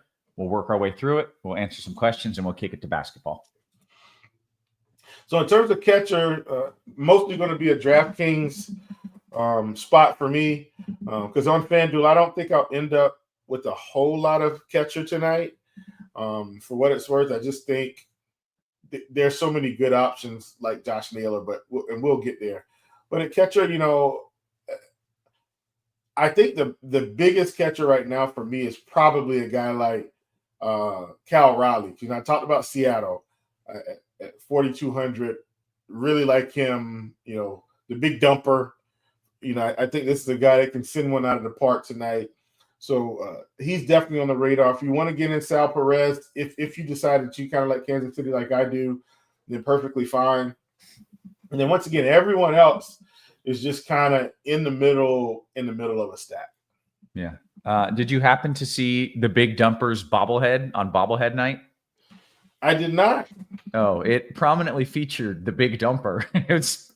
It's like a bobblehead, but a bobble butt, basically. It was pretty hilarious. I don't know if the butt, a bobble butt. Either way, so, it was pretty no, genius I got marketing. you. Listen, that's gonna turn into something. Bobble butt. Yeah, that's a collector's item there. Bobble, Tim, bobble. Get it? Okay. Tim, what are you doing? A little spin on it. What are you doing at catcher for me? Yeah, I do think you could play the big dumper on FanDuel at 2,900. So I don't mind him on FanDuel. I also don't mind like an Adley Rutschman on FanDuel or Sal Perez. Those would be my three catchers. If I had to play a catcher on FanDuel, I would roster them. On DraftKings, it's you know, Cal Raleigh. It's Gabriel Moreno at 3,400. I don't mind him. If you absolutely like just want a punt catcher, which I'm doing in cash games, I'm going Christian Vasquez at 2,100. He's just a salary saving option, but you know, he's not that great for GPPs outside of Minnesota stacks. Catcher's really ugly, so I would just leave it with Cal Raleigh, Sal Perez, Vasquez for savings, Moreno kind of in the mid range. And Rutschman at the high end, and that would really be it for me. Yeah. Okay. Then we get to go to first base. Tim, what are we doing there? Yeah. So Gavin Sheets is probably going to be your cash game first baseman.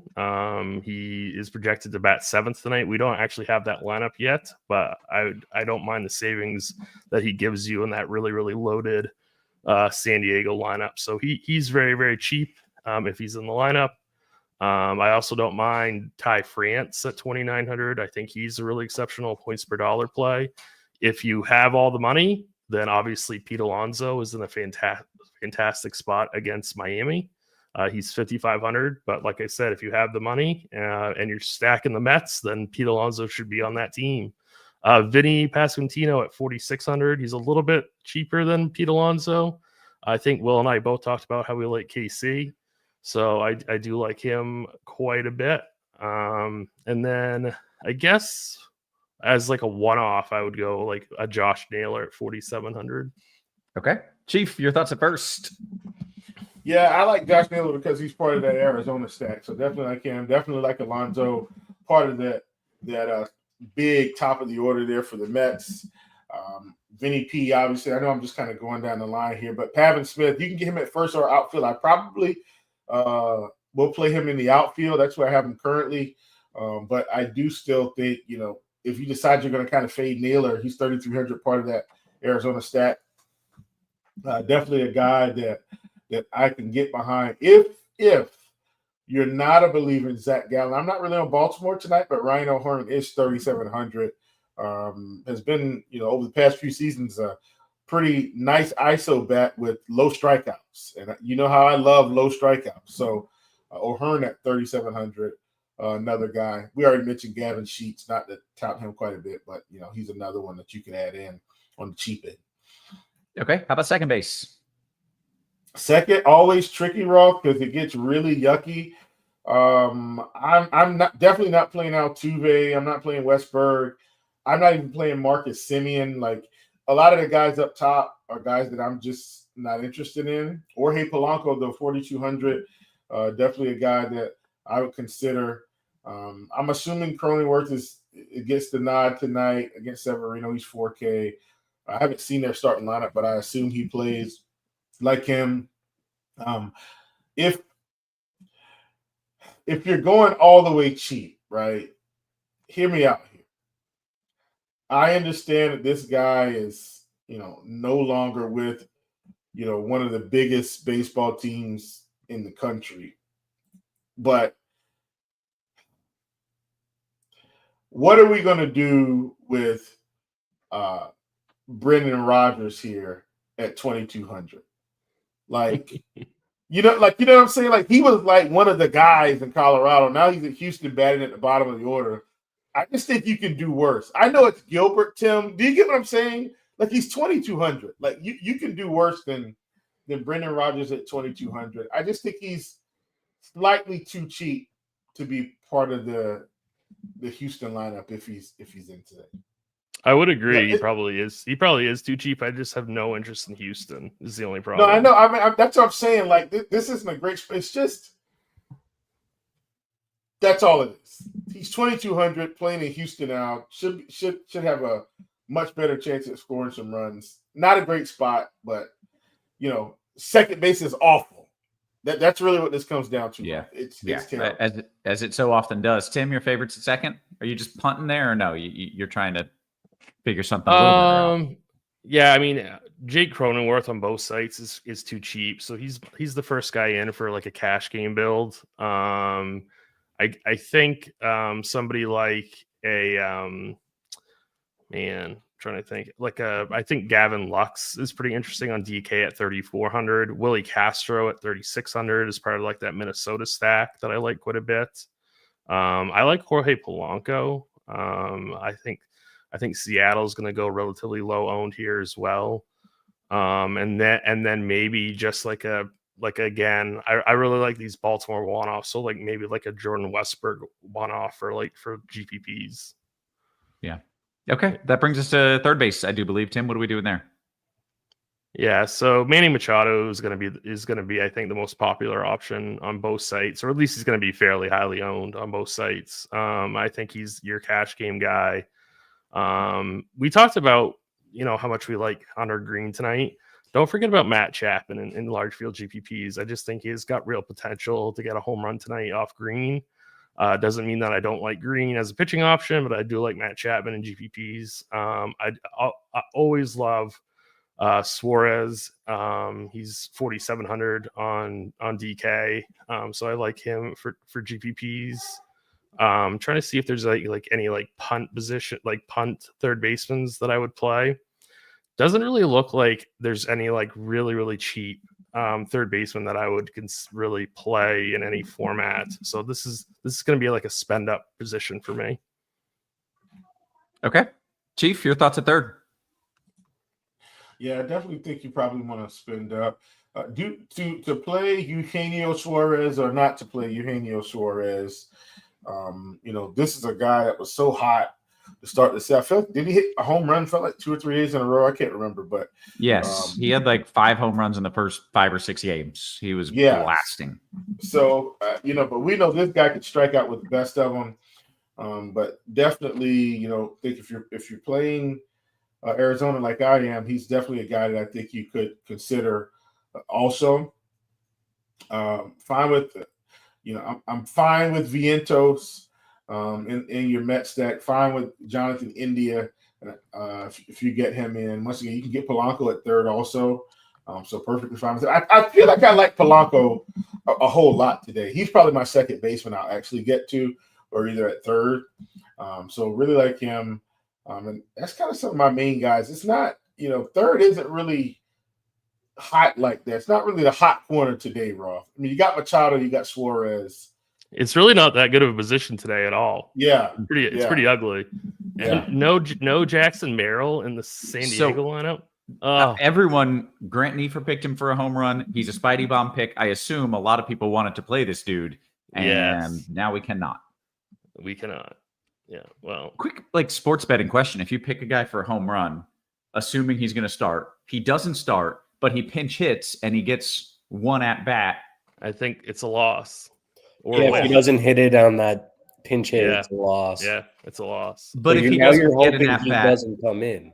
If he doesn't, so you just have to hope he doesn't get an at bat, and then it's if he doesn't get an at bat, then it's void. Dude, that's terrible. That sucks. I would. Yeah. Yeah. If he enters the game, then it's a live bet. Wow, that really sucks. Okay. Yeah. I think that takes us to the outfield, Chief. We got to do shortstop, Chief. Oh, my bad. Shortstop. I just skipped right over short. Look at me. Yeah. All right, Chief, shortstop. Thank you, Tim. It's all right, man. On Saturday, TJ just legit skipped over like second base, I think. Went first to Yes. third. Like Probably for good reason, the way second base is. yeah. So over to shortstop, Lindor, one of my favorites today. Really like him in this spot. I do feel like the Mets are just better plays on FanDuel, like the top of the order, all the way down.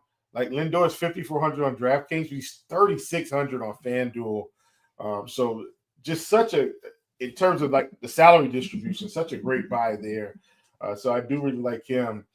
You've got Gunnar Henderson, you got Bobby Witt, you've got Ellie. So like shortstop is the new third and first base today. Let's call it the new third base. And it kind of was that way last year too. Shortstop became the new third base, where that's where all the big hitters were. So really like the spot today. Probably going to be avoiding some of these other guys like Swanson, Correa. I know some people like the Twins. I think Chop like the Twins just in terms of some knockers. But I like the Twins too. I really like the but Twins. I'm not as high on them today as everyone else. But no big deal. Like everything's going to be just fine. You're playing the Diamondbacks like I am. Perdomo is 3,700. Can fit nicely into that stack to give you some salary relief, and maybe you can spend up a little bit in the outfield by getting those savings. Yeah. Okay. Tim's chance at shortstop. Yeah, I mean, especially now that we lost Jackson Merrill, we have even more salary to use. So like Bobby Witt, I absolutely love today. Lindor at 5,400, I think is completely fine. I currently have Carlos Correa in my single entry team because I have a 3-man Twins stack. So he's part of that stack. I do like that Perdomo call, batting second against Eflin for Arizona. Perdomo's only 3,700 on DraftKings. I kind of like what I said about Matt Chapman. I'll say about Willie Adames. I do think that Green could sometimes struggle with righty power, so I wouldn't mind getting to some Willie Adames just as a one-off to get different. Yeah. Okay. That brings us to the outfield. What are we doing there? Yeah, so it was going to be Jackson Merrill as my favorite outfielder, but now it's just going to be Tatis on both sites. He's definitely your best, I think, raw point candidate on the entire slate. He should be in your cash games. Corbin Carroll would probably be my second favorite now. Juan Soto is obviously fantastic on that Mets stack that we like quite a bit. Byron Buxton, I think, is too cheap. I love Matt Wallner. I currently have him on my single entry team on DraftKings and on FanDuel. So I do like him as an option who's kind of cheap on both sites. Yeah. So, and then for like spend down options in the outfield, if you're not playing Gavin Sheets at first, you should be playing him in the outfield. I don't mind some like Harrison Bader actually at 3,100. Pavin Smith at 3,300. He's way too cheap. And I already mentioned Willie Castro at second. But if you're not playing him at second, I do like him in the outfield. Okay. Steve Jones says Twins lineup. Yikes. Have you seen the Twins lineup, Tim? And you mentioned you like the Twins. Does it change things if their lineup is out and you don't like it? I'm just going to double check what it is and exactly. Or maybe he's just saying their lineup sucks in general, but I don't know. Yeah, I think he's probably saying that their lineup sucks in general, which I'm not disagreeing with generally. But I would say that the matchup is pretty nice and their prices are pretty good too. So, and that's how you play DFS. It's not all about like, the best team. For what it's worth, he says, oops, I meant the Reds. Okay. Oh, okay. Well, yeah. But yeah, so I mean, the Twins lineup isn't great though. I just think they're too cheap. So, and I actually do like Matt Wallner quite a bit today. Yeah. And guys, as this show is evolving, I'm really starting to dig the Mariners. I'm just putting it out there. Like I don't know, they're starting to grow on me. Okay. I'm on board with that. Chief, your thoughts here at let's see, a catcher. Sorry, I was just reading Steve. I meant in the outfield. I was reading our private chat. What are we doing in the outfield? Well, and that's kind of what it came down to. And I said I started really Julio Rodriguez leading off 3,500. A guy I think I'm interested in tonight. Whether I get to the Mariners or not, we will see.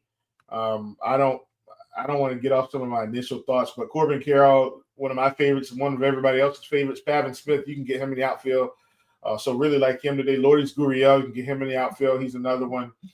From the Diamondbacks, you go out to these Mets, you're getting Soto, you're getting Nimmo, you're getting Winker. Like those are great bats tonight, in my opinion. Same thing for the Twins, though. You got Wallner, you got Buxton, Trevor Lawrence. The Twins were probably the team I rostered the most last year, Raw. And I felt like every time I rostered them, they were scoring 8 to 12 runs, were flashing some power. So do like them. You can get Indian outfield if you need to. With your Royals, Texas. And the Royals have a host of cheap outfielders at the bottom of their order with Renfroe, Melendez, Kyle Isbell. I'm not saying you need to get all those guys, but if you need salary relief and you want to kind of stack them, then that's a good place to go. But definitely, I feel like the Mariners have grown on me along with the Diamondbacks. I know people have been talking about the Padres. I'm not super into the Padres like everyone else, but I totally get it. There are definitely some pieces you can plug in. Okay, good stuff, guys. I want some home run calls, and then we're going to kick it to NBA, and then we're going to answer some questions. Chief, give me a home run call up at the top, something down low, cheap, cheap or better odds, something like that. Yeah, so I haven't looked at the home run odds, Roth, because I don't. We'll do it DFS wise then. Yeah, I don't have a sports book. Yeah. But what I will say, man, is sneakily, Pavin Smith has always had some power. Last season, Roth, 282 ISO, 391 WOBA, 20% K rate. So he's a guy that I think could do a little damage. He's on the cheap end. And if you're going to the high end, I talked about the fact that I like the Mets. Give me Juan Soto, man. The guy's just a gamer. Sure. All right, Tim, your thoughts for some home run calls? Yeah, I'm going with Manny Machado plus 475, and then I'm going to go trying to find one more here. Matt Wallner plus 390. Okay. Let's talk some NBA real fast. We only have 2 games, which is that was lovely. Let's talk some NBA real quick. We only have 2 games: Kings, Pistons, 76ers, Heat. There might be 3.5 people playing this slate. I don't think it's in high demand, but let's run through it real quick, and then we will answer some questions, whether that be baseball or basketball. Tim, start me off with a look at this slate overall. How are you approaching it? What do you think?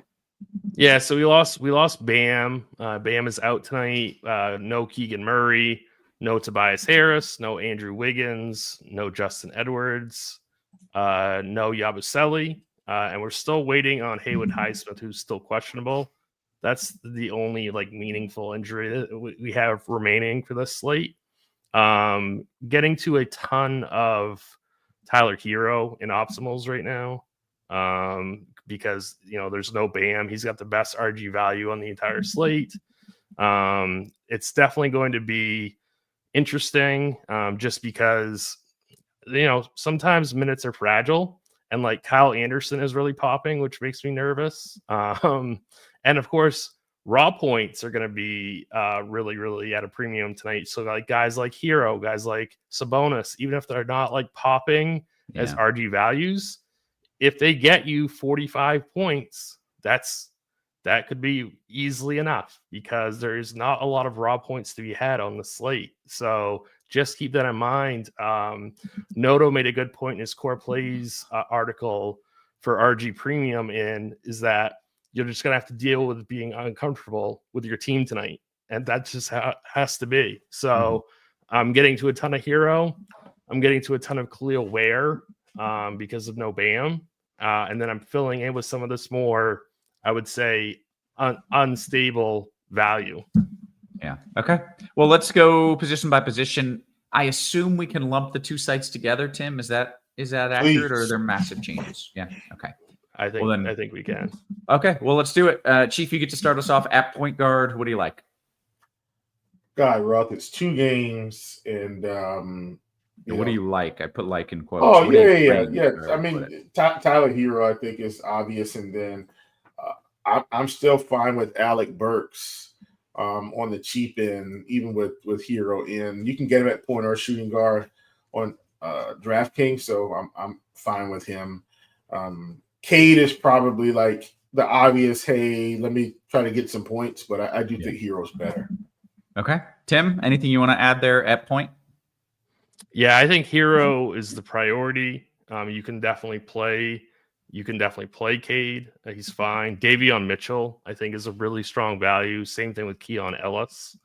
And don't forget about Asar Thompson, who's kind of like in that mid-range at 71 on FanDuel. So yeah, I mean, he's an interesting player. I'm just kind of like lumping in point guard and shooting guard all together. Sure. On DK, Lonnie Walker is 5,200. I think he's a really good value. I'm trying to find him on FanDuel. He might only so he's only small forward on FanDuel, 5,400. I really like him quite a bit. He's a really, really strong value. If we get news that Highsmith is going to be playing, he's another small forward that I wouldn't mind getting to.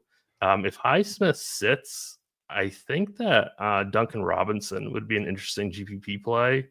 He would certainly see increased minutes. So I think just keep an eye out for that. I'm just going to gradually just shift over to small forward, power forward now. Sure. Well, let me give Chief a second. Oh, yeah. Go ahead. Is there any shooting guards you want to mention, Chief? I mean, no. I don't mind. I talked about Alec Burks. I mean, if you want to get to some Levine tonight, okay, be my guest. But I think shooting guard is a spot that's like, I'll just fill it in once we get there. Yeah. Okay. Does that make sense? Tim, walk me through forwards. I kind of like how you combined them since it's a tiny slate. So small forward, power forward combined. Okay. Kyle Anderson is going to be pretty chalky on both sites. It makes me just a little bit nervous. I don't really like him as chalk. I know that Trey Lyles is going to be popular as well. I feel way more confident in Trey Lyles. I'm just worried that Kyle Anderson is going to be overowned. That's just my opinion. It could be way off. I'm probably going to fade Kyle Anderson tonight in my single entry team. I just don't think he has a huge ceiling.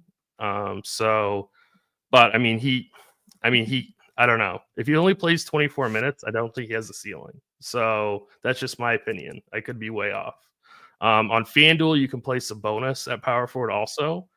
I think that makes him pretty interesting. I'm probably going to try to get to Sabonis just because of the raw points. And then I'm trying to think on DK if there's really anything else that I would.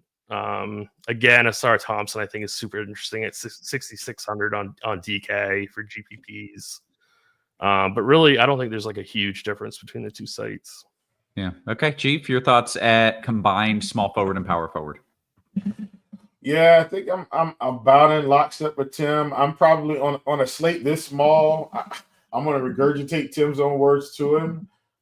You might need to play some Kyle Anderson and just get ready to be uncomfortable. It's just this slate's so small. So that's my only reason. But I'm with Tim. Like you're getting Trey Lyles also, so it's not like you have to play him. And I know how it is. You're kind of trying to decide between bad chalk and good chalk. So I'm okay there. If you want to get to some Malik Beasley for minutes' sake, I'm perfectly fine with that at small forward.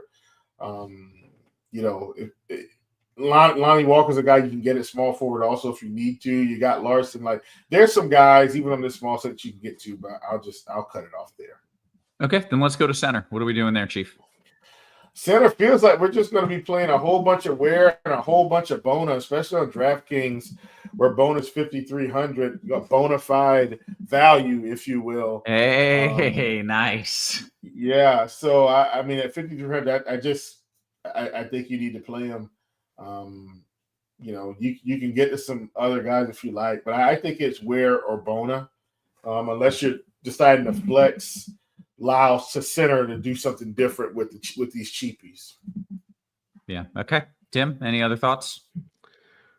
Yeah. So on DraftKings, I'm getting to all two center lineups with either Bona, Ware, or Sabonis at the center spot. On FanDuel, it's basically a toss-up between Bona and Ware. I'm leaning Ware, and then I'm putting Sabonis in the power forward spot. But you can certainly go Bona on FanDuel. That's a really tough 1v1 on FanDuel.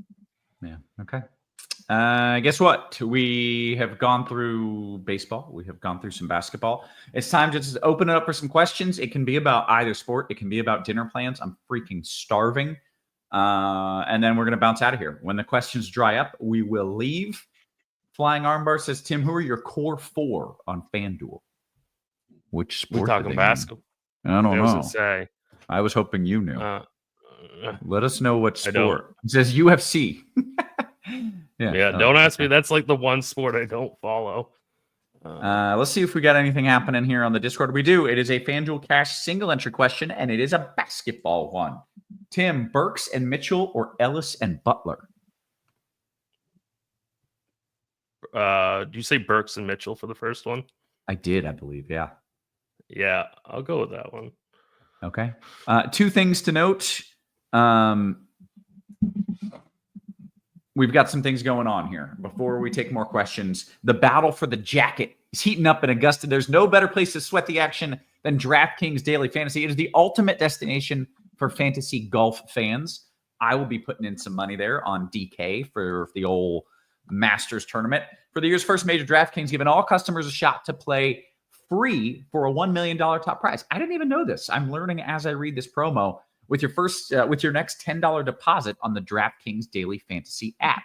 RotoGrinders is also giving you a chance to use our Lineup HQ product for PGA free for the entire week. That's insane. All you need to do is sign up, create a RotoGrinders account, which, by the way, is also free to do. The link is in the description. Make sure you are taking advantage of that. I think there are people out there, Tim, who just play on vibes. They don't have systems. They just play on vibes, especially with like golf. You don't want to do that. Yeah, golf is tough, man. Yeah. So make sure you are taking advantage of that. Lineup HQ, free for PGA for the Masters for this week. Let's see. Hardaway. This one is for you, Chief. Hardaway or Stewart in a DKGPP? Give me Hardaway because I think he plays more minutes. That's my determining factor. Yeah. Steve kind of pointing out, we're giving you a DK promo for an extra entry for free, and then we're giving you the tools to create the Millie winner. It's like we're coming together with DraftKings and giving you everything you need for free to win a lot of money. So hopefully that works and out. all those individual showdown slates that are going to be awesome for the Masters. Yeah. Giving those away too. So that's pretty awesome. Let's see if we've got any other questions coming in. Scrolling up just a little bit.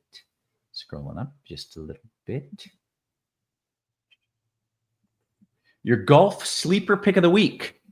Did either of you have either of you looked at these things too early? It's too early for me.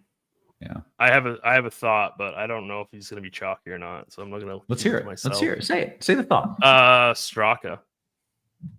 I don't. But again, I don't even know what his salary is. Right. I just saw he had a really nice betting line. So okay. Playing on vibes. My guy's playing on vibes over there. Exactly. Let's see. Ware or Bona? So this was kind of, I think, Tim, you ended basketball with this. And that's okay. I'll give this to Chief because you said it was a tough call. Chief, Ware or Bona on FanDuel? You can only play one of these dudes. I think I'm going Ware with no Bam. Yeah. Okay. Jeremy says Min-Woo Lee. Yeah, that's an interesting pick. Yeah. Struggling with my pitchers. Australia. Go ahead, buddy. Struggling with my pitchers in DK Cash. So I'll give this to you, Tim, as it is a DK Cash question. Do I just play Gilbert and Green and call it a day? Yeah, you can do that. Definitely. Yeah. Okay. DKGPP Chief, your favorite 3 Mariners. You said you're leaning more and more into Seattle. The big dumper better be one of those top 3. Definitely going. Yeah, Polanco, Cal Riley, Julio Rodriguez. Very good. FanDuel one-off, Chief. Right back to you. Julio or Randy? Julio. Test says, is the Cubs game okay with the weather? I just think if they were going to postpone it for being cold and windy, they would have done it 4 hours ago, right? I know it's cold and windy. They know it's cold and windy. They're not going to get out there and be like, oh my God, it's cold and windy. They're aware. And the fact that they haven't postponed it makes me think they're just going to play in it, despite how terrible it is. Tim, Levine or DeMar, FanDuel? DeMar. Okay. Are the Athletics on fire or just in Denver recently? Langoliers and Soderstrom okay? Rodriguez over Butler, Tim? Was Langoliers an option in that?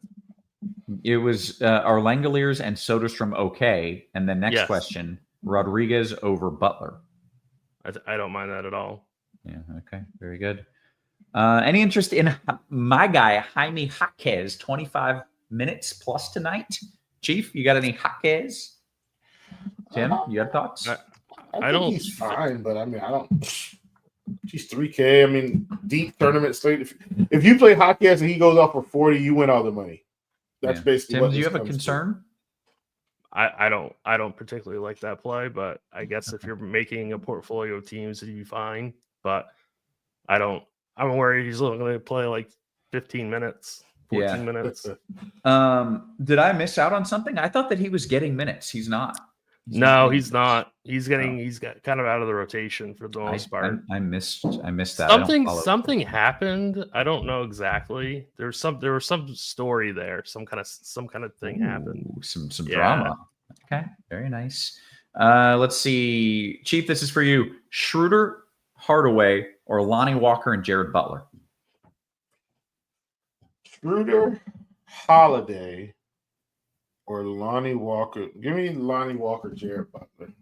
Very good. Tim, your favorite pitcher and stack on a FanDuel single entry? That's a fun question. FanDuel single entry. I'm going to go Steele and I guess Minnesota with some Minnesota and San Diego. Okay, very nice. DePrince says, Chief, favorite FanDuel pitcher. I'm only playing one lineup. He needs the winner. You got 8 choices that are legit good, but he wants the one. Man, give me. I ended up on Hunter Green, so give me Hunter Green. I like it. Mr. Richard says, Chief, the stack for all the cash in a DK single entry GPP is. So I'm going Seattle. And I told you, I don't know. It's like I started looking, and man, my mind just went Seattle late. I basically got off my Met stack to get Seattle in here with Arizona. So get ready for the Mets to score 50 runs tonight, people. All right. Hey, guess what? We did the things we came here to do. Yeah. Questions. Well, we got one more question from Ray. Tim, is Jason Hayward going to start? And is there any pop left in that bat? I'm not really sure to either one of those questions. I have no interest in rostering him tonight. Yeah. Okay. We're getting a couple more. Tim's opinion on the stack for all the cash. I feel like you kind of did that. It was Minnesota with a little bit of San Diego. Yep. Yeah.